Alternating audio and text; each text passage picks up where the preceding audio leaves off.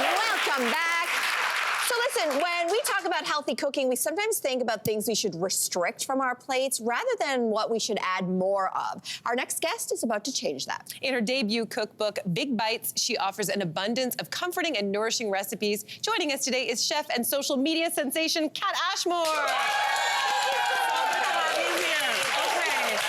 So, Kat, we have to get into this because I understand you at 12 years old were reading cookbooks before you went to bed, and now you're here with your debut cookbook. So talk to us, how did this obsession with cookbooks even start?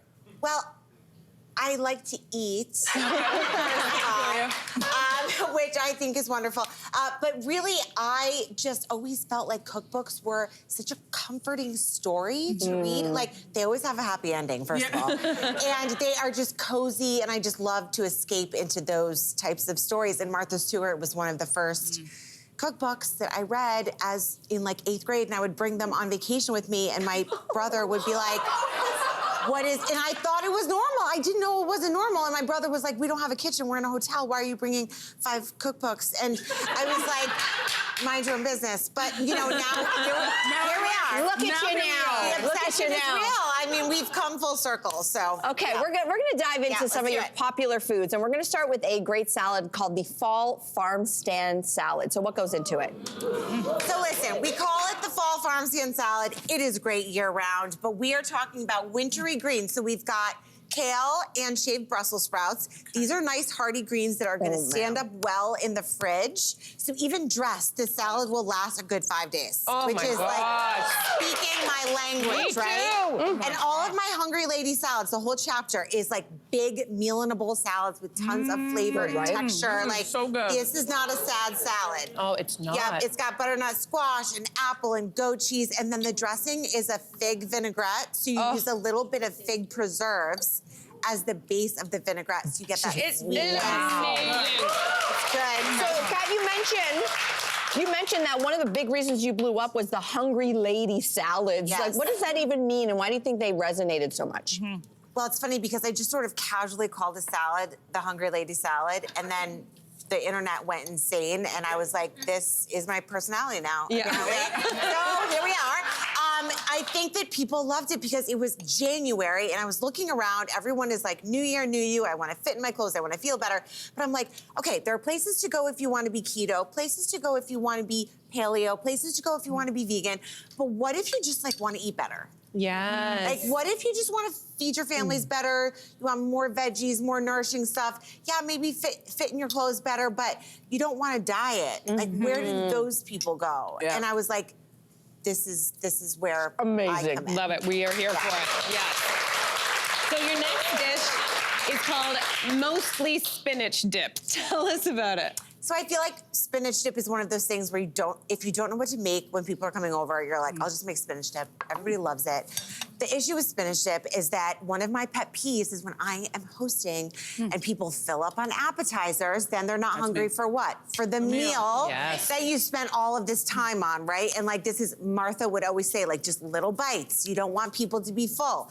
So this is a spinach dip that is not gonna weigh you down. It is, as the name implies, mostly spinach. So we've got lots of spinach in there, just enough of the creamy, cheesy, you know, caramelized stuff that we all love. Delicious. Okay.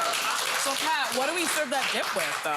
I love to serve it with anything from toasted pita or crudité to tortilla chips, you know, toasted baguette. Even, like, I've put leftovers into a baked potato, and it's really good. Ooh, that's I don't know, because why not, right? Why not?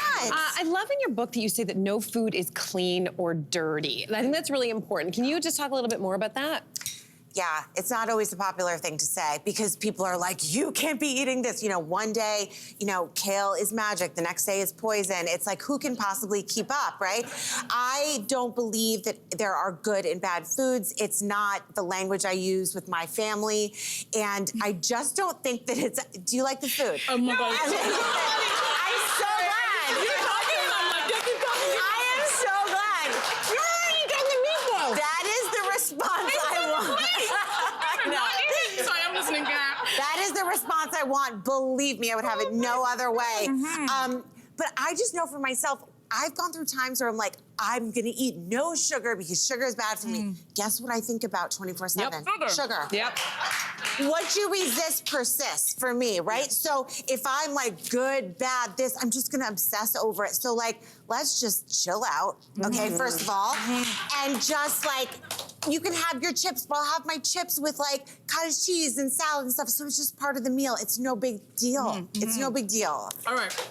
Yeah. We're gonna move on. And I want to talk about something that I'm currently chewing because it is delicious. Two words I never heard together, but they're delicious. Chimichurri and meatballs. Meatballs. So good. This is the most popular recipe from the weeknight dinner chapter. And for good reason. My kids love these meatballs.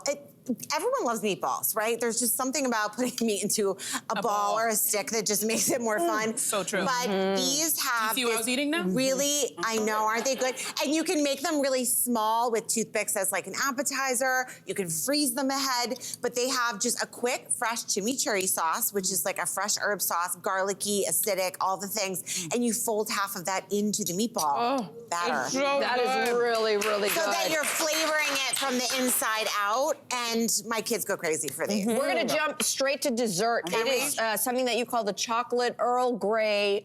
Wait, dark chocolate Earl Grey mousse. Yes. Tell us about it. And I need you to try it before we go into what's actually in it. Okay, say less.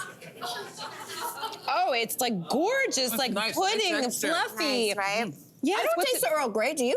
No. It's just, A hint, that's a hint. the idea, is that the Earl Grey should not be coming through like a, Doesn't. a Nope, not at all. strong, it's just It's a a little hint. bit of a floral note in the You background. taste it? I don't even taste it. I don't taste it at all. I can taste But it. I'm glad, but what it does is it keeps it from feeling bitter, okay? Because we don't have a ton of sweetener in there. love But it. do you know what the base is?